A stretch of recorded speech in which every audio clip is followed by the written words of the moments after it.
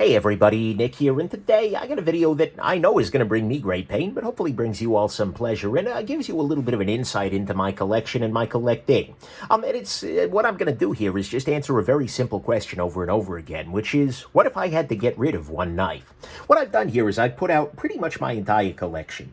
There are a couple of things that I keep around just for comparison and review and things like that, that don't really mean all that much to me, but these are the knives that I might carry on a regular basis. I have altogether too damn many knives, and perhaps I should be asking myself this question on a more regular basis, but the way I'm going to do this is just try and go through and pare my collection down one by one. A couple of things that I want to highlight. First off, thanks very much to Pete over at Cedric 80 Gear and Outdoors for the idea here. He's been reducing his collection. That got me thinking, well, how would I reduce my collection? So thanks very much for that, Pete. Second thing, some of you may be saying, but Nick, you already did this video. You have a whole video talking about what would be your one and only knife. But the thing is, yeah, that's true, and that's a good video. And I suspect I'm going to land in the same position by doing it this way. But if I do it this way, what it does is it forces me to consider my collection as a whole. Rather than trying to find one knife that would serve as my entire collection, it forces me to think about what are going to be the standouts, what's going to stick around. And so I hope these are going to be, it'll be a differently interesting video, and if it doesn't sound interesting, then by all means, scroll on. There are lots of great people making good content out there, and I'm not one of them. But anyways, so we got that. And then finally, one quick note. I am not going to be thinking about this in terms of money. A, because that would be super duper freaking depressing. And B, very often when people sell down their collection, they're interested in recouping a bunch of funds. Maybe they did something magnificently stupid, like trying to buy a house in Southern California. Oh my God. Anyways, I digress. So, in many cases, that's the thing that makes people do this, but I'm going to be thinking about it in terms of the number of pieces, the number of items, no matter how many, no matter their cost, etc., which one would I get rid of next? And just thinking about it is I'm going to reduce the collection size by one,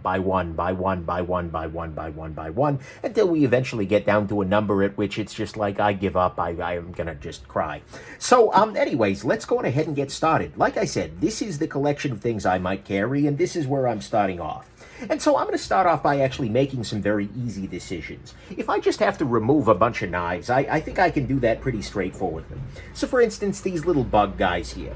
They're excellent. I keep them around. They're useful on occasion, but generally speaking, they don't get a lot of pocket time. So those are very easy to take off the table.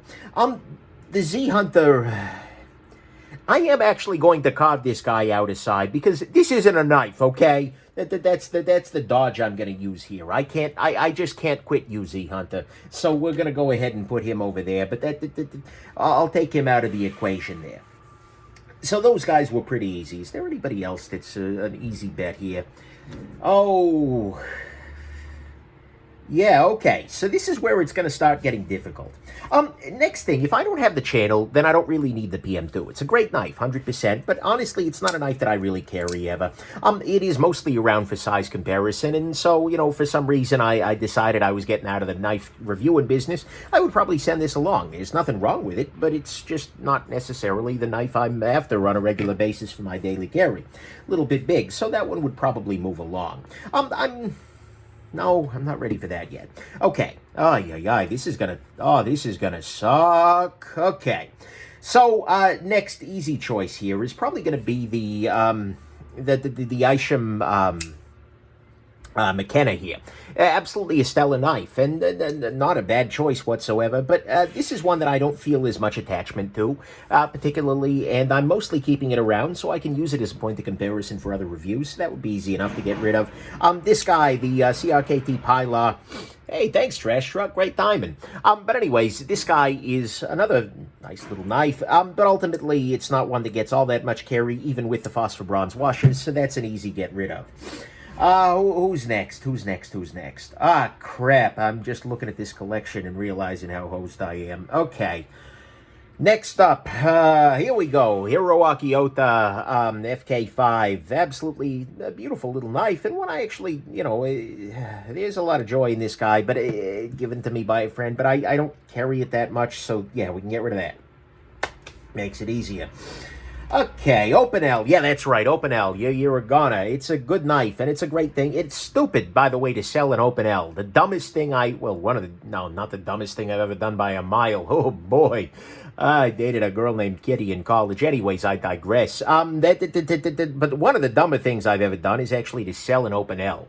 I didn't get as much money as the shipping out of it, and then I bought another one. So I'm not a brilliant man. We know this, but that was an exceptional estimation. By the way, there were some very kind girls named Kitty, but that wasn't one of them.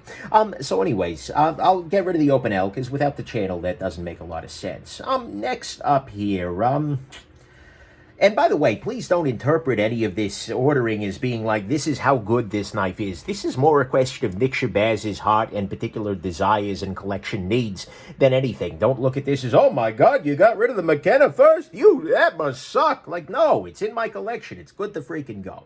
So, okay, who's next? I'm going to probably go with this guy, the Herman Knives Sting. This is actually the one that I had on the table for review. I've been bouncing back and forth between whether I want to keep the Damasteel one that's a little bit thicker and has the fat carbon that I don't care for, or keep the original one that was done for review. Either way, I've got lots of great flippers, and this is a great flipper, but it's probably not going to be one that super sticks around. Next up here, oh, God. Okay. Probably the Tylock would go next. I like this knife substantially. There's a lot of joy, but at the same time, it's not one that gets carried so often, and I've got lots of other good options. Yeah, I'm gonna do that. I feel okay with that. Okay. These are not for sale, by the way. Do not start DMing people. Okay, so Tylock is gone. That makes things easier. What's next? Probably... Yeah. Okay, I'm agonizing too much. Whatever the ordering is, I think maybe next to go might be the Ferrum Forge Archbishop here. This is a beautiful knife, and in fact, this particular one has been given a special finish by the Ferrum Forge folks, and so I'd be sad to lose it. And this is... I would say the best knife they've ever made, but it is substantially good, but it's probably not going to be one of the ones that sticks around in the long term. The Monterey Bay Easy C is, again, an amazing little piece, and it could... Yeah, okay. We're making some progress here. Now we're cooking with gas. Okay. It's just going to get harder, though. Okay, next up. Okay, Rat 1. Ontario Rat number 1. Great knife, little big for me, so we'll just call that one a day. Hopefully that'll make things easier. Okay, now that made nothing easier. What am I looking at now here? If I get rid of this guy, I'm lacking a slip joint, which is a problem. Okay, I'm going to make I have already sold the Graham Razel once. It's an absolutely amazing knife. But if I'm looking for something a little bit harder to use, these days that's going to the Spyderco Shaman over here. So I can get rid of him without a whole heck of a lot of pain. So that's good at least. Next up here is going to be... the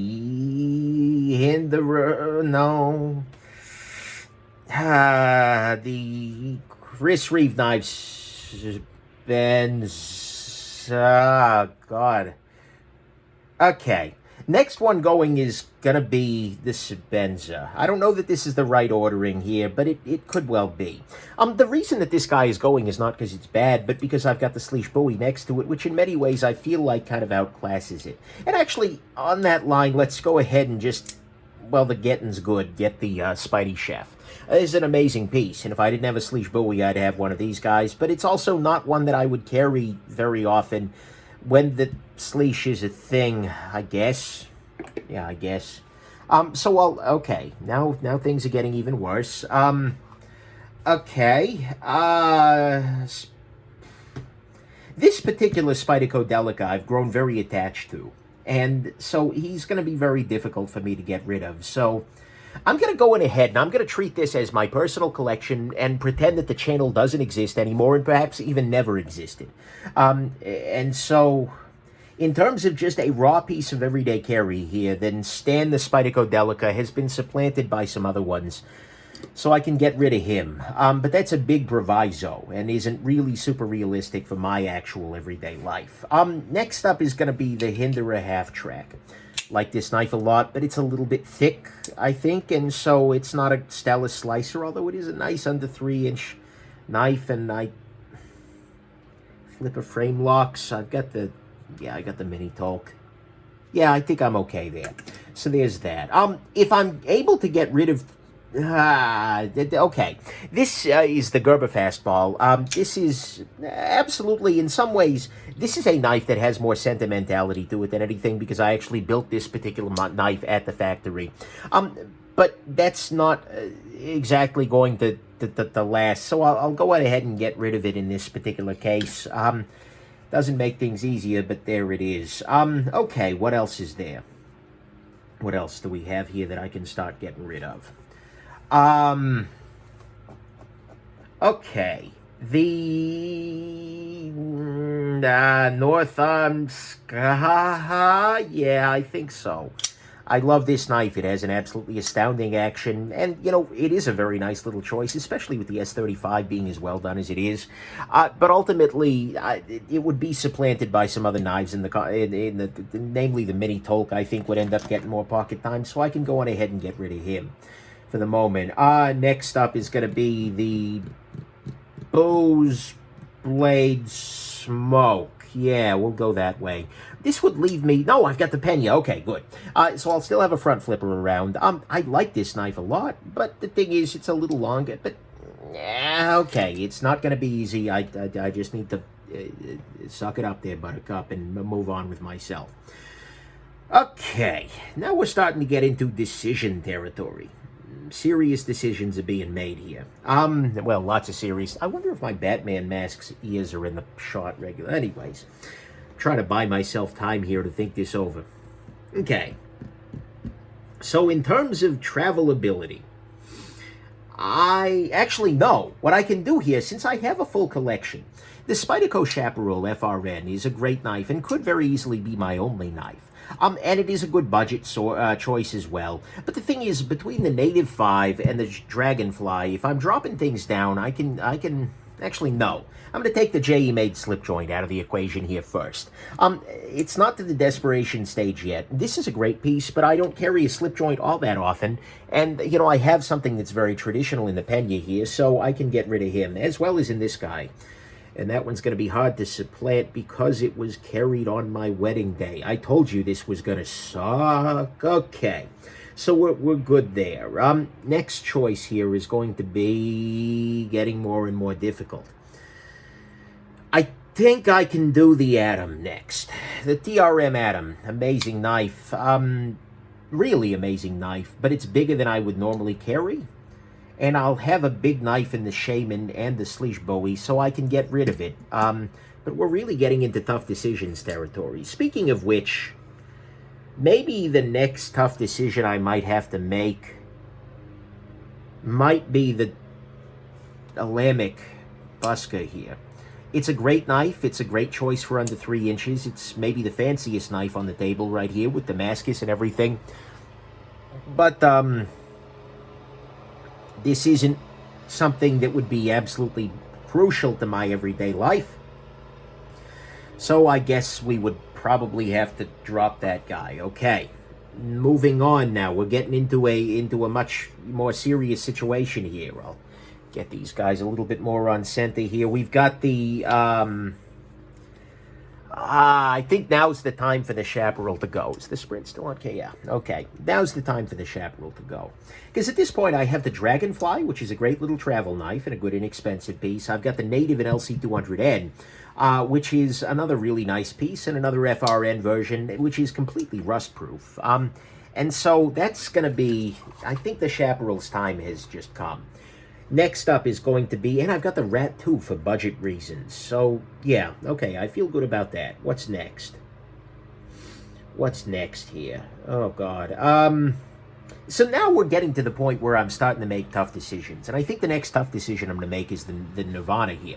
This is a reground Spyderco Nirvana. It's owned by two friends of mine. It's a great knife. This was my only kitchen knife when we first moved to San Diego because our movers took 2 weeks longer than they told us they would.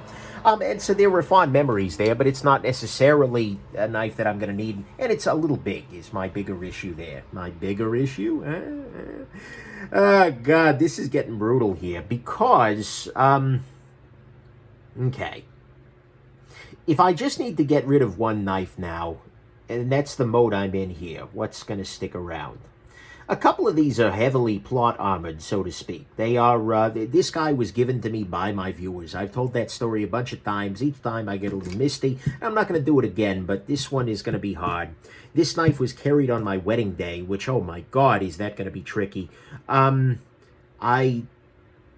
Norseman is iconic for the channel, but if we're just talking an everyday carry collection here, although this is a wonderful piece of knife making, and it's an important part of my collection as it stands, I think it's the Norseman's time to go here. I don't carry it as much as I carry some of the other ones, and there is other excellent mechanic. You know, the Hulk has many of the same feelings of mechanical excellence and perfection that the Norseman does, so I think we can narrow it down there. This is where we're going to start having some trouble here, because at this point we're starting to get rid of good categories. The Pena here is my only custom knife. I mean, to the extent that, you know, CNC-made knives aren't custom, whatever. But it is 100% a handmade custom knife, and it is damn near perfection. It is also a very lunchroom-friendly knife, and that's the kind of thing I'm starting to think about here when I'm talking about rolls here. So, like, for instance, the Shaman is a great hard-use sort of piece. This is all the beefy knife that I really need outside of a fixed blade, which I'm going to go ahead and keep out of this because, you know, I don't have any fixed blades. So this is a really great hard-use sort of knife. This is a really great travel knife. This is a completely rust-proof knife, which is helpful for somebody who lives down by the ocean. This is a beautiful custom knife. This is my only automatic, and this is also one of the most beautiful objects I own, which makes it very, very difficult to part with. So there's that. There is...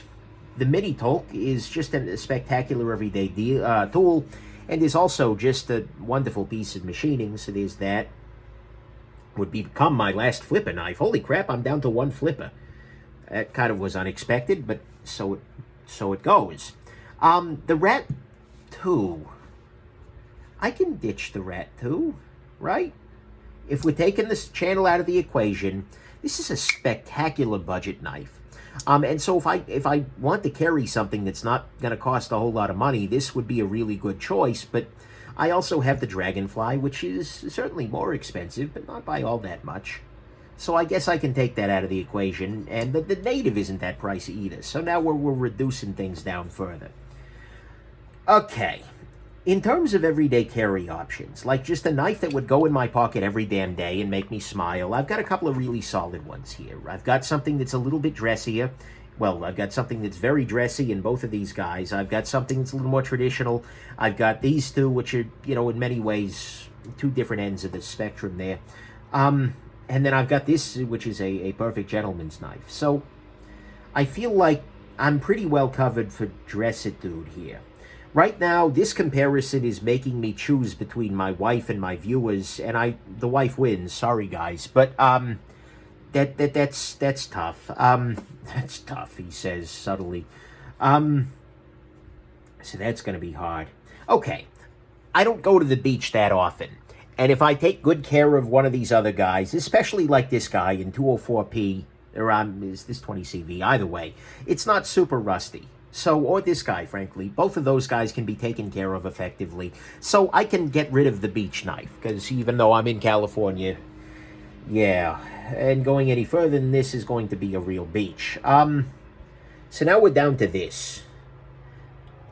Do I need any givebacks at this stage? Is there something that I could bring into the collection that would make things easier for me? No, not really. I have more gentleman knives than I need right now.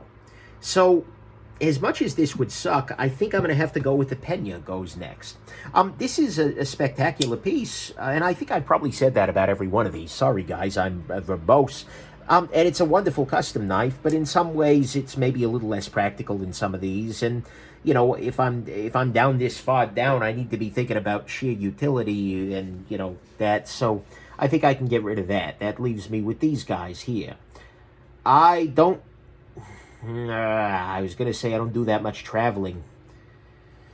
Oh God, here comes the suffering. It's just starting to sheet off of this whole process here.